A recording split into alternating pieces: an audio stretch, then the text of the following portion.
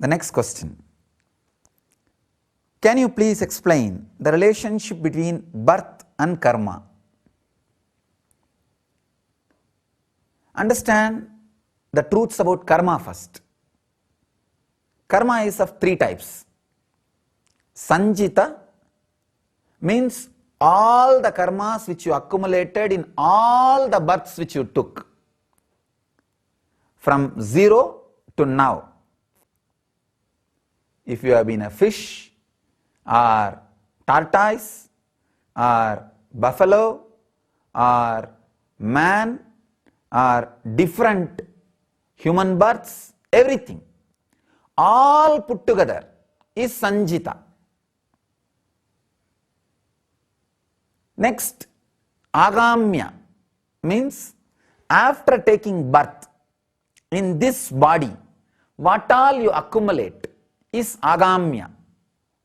And third, Prarabdha. Prarabdha means the karma out of which you made this body, what you wanted to live in this body. Please understand. Sanjita is the whole bank balance. Prarabdha is the part which you brought with you to live in this body is Prarabdha. Agamya is what you are accumulating here. Now, the knowledge, life solutions, clarity about the purpose of birth, all these things will make you stop accumulating Agamya, new karmas, accumulated karmas. It will stop. And going along with your biomemory, purpose of birth will exhaust all the prarabdha which you brought to spend as your body. That will be exhausted. And you need proper meditation technique and master's grace to burn the Sanjita, which is old bank balance. That is why in many of our meditation programs, especially people who want to achieve enlightenment as their life's purpose, like a brahmacharis or sannyasis, vanaprasthis, we give a meditation called Mrigasarira Vasa.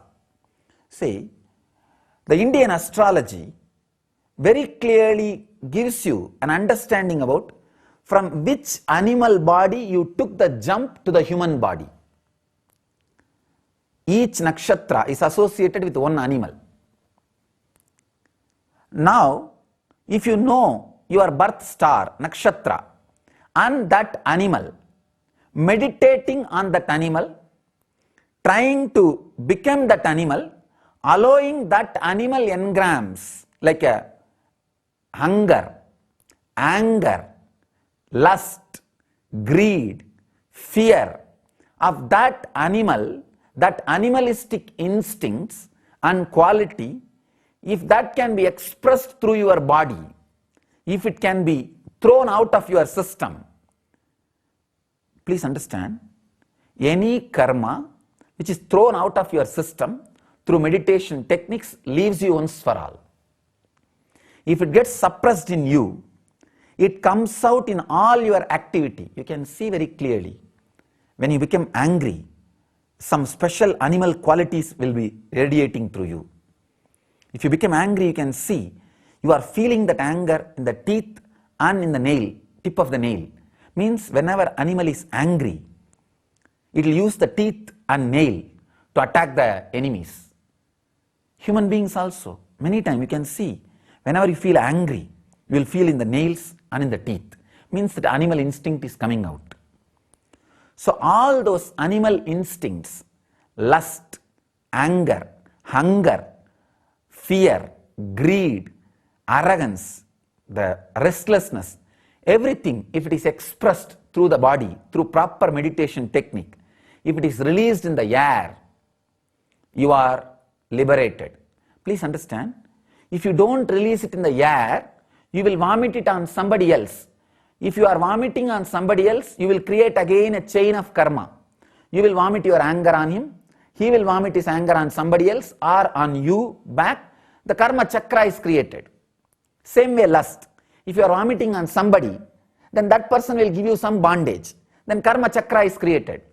Instead of vomiting on some person, if you release it in the air, then you are liberated. That is what is the technique called Mrigasharira Vasa. For 21 days, every day, morning once, evening once, 2 cycle, means morning 42 minutes, evening 42 minutes. If you enter into the animal of your birth star, nakshatra, remember that animal, visualize it very clearly, you become that animal and express all the animalistic instincts through your body. Do not touch any other person. When you are releasing those samskaras, no person should touch you, or you should not touch any persons. You should have your space. Your space means that your breathing space should be for yourself. Nobody should be there in your breathing space. Better to be alone in a room or have enough space around you. Around you. Become that animal. Release those anger. Release the violence. Release the lust. Release the greed. Release the fear. Release everything in the air. You will see you are liberated. In your day-to-day action, that violence, that anger, that lust, that engrams will not express. You will become like a flower. You will be so graceful.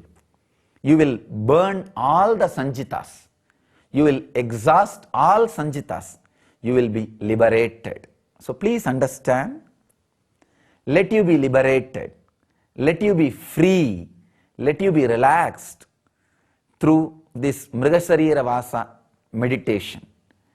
So you should find out your birth star and the animal related to that birth star. Indian astrology gives very clearly the animal related to your birth star. So now, the relationship between birth and karma.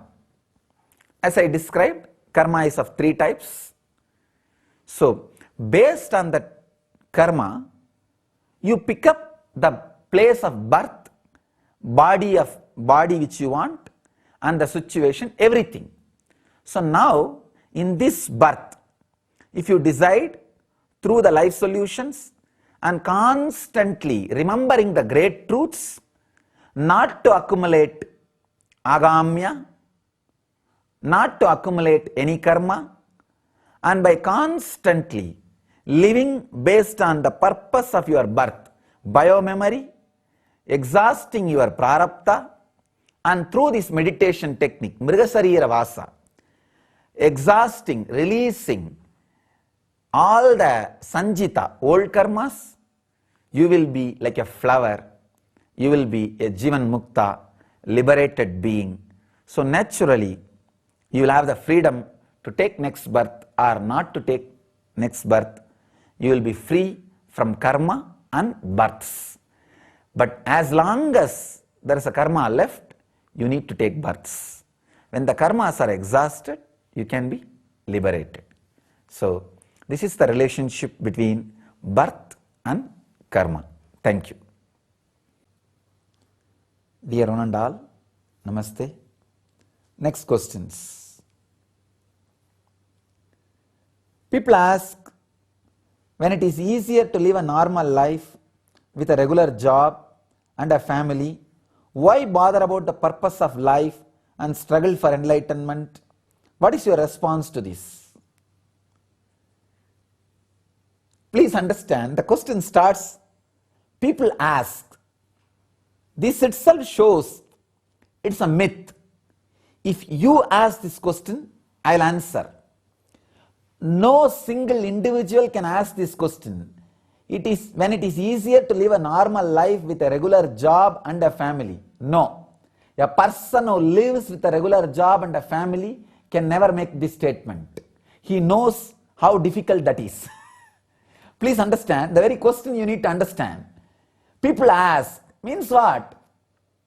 Somebody asking. No. You say, do you have this question?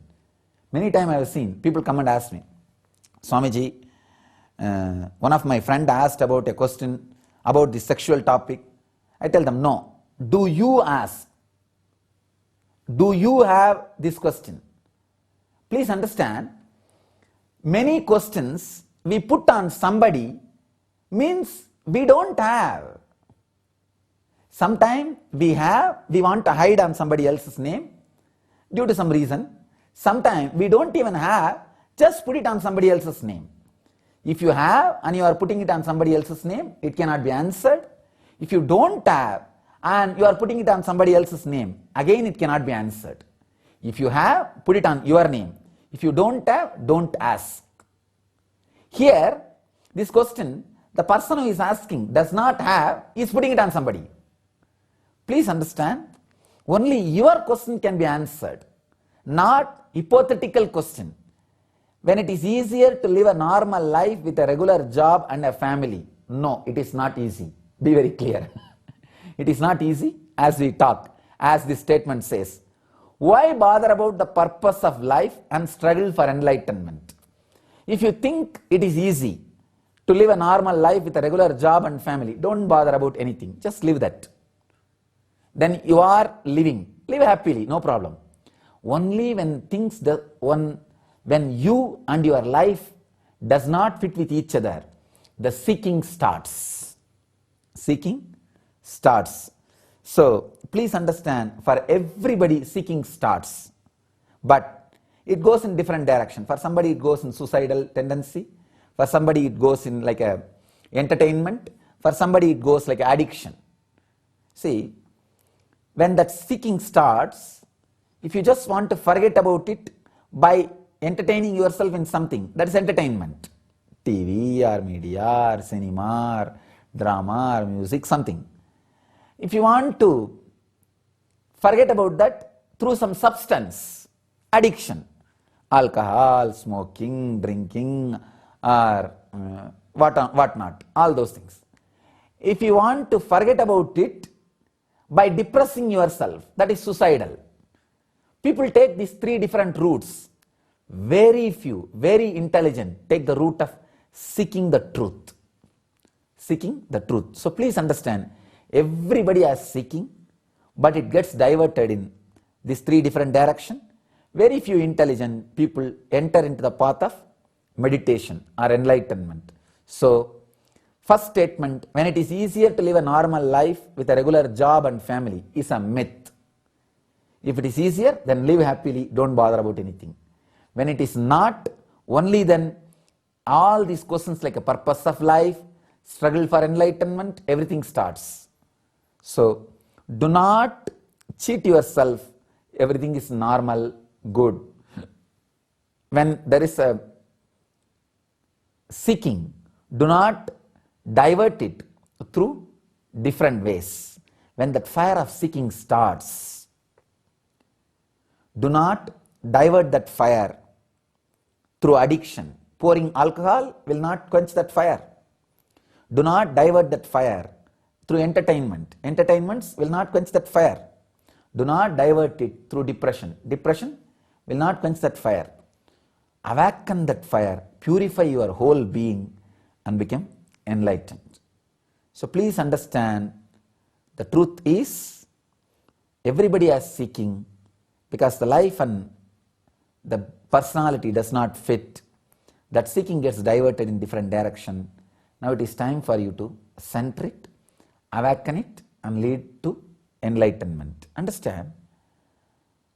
When an enlightened being smiles and laughs, radiates the joy, it is totally different.